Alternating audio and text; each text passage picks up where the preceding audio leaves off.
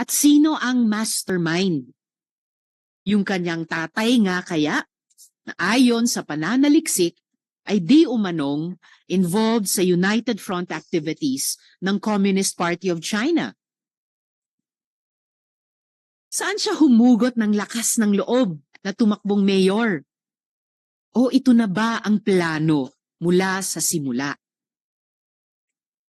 Is she working with Chinese triads? With the Chinese government? Or both? Sabi nila, hindi daw pwede both. Pero ito nga, nakita natin sa isang article sa Washington Post. The Communist Party of China has a history of using criminal syndicate families when it suits them. But the question we want to answer here today, and perhaps the question we are capable of answering, who are enabling her and these pogos? Are there protectors within our government?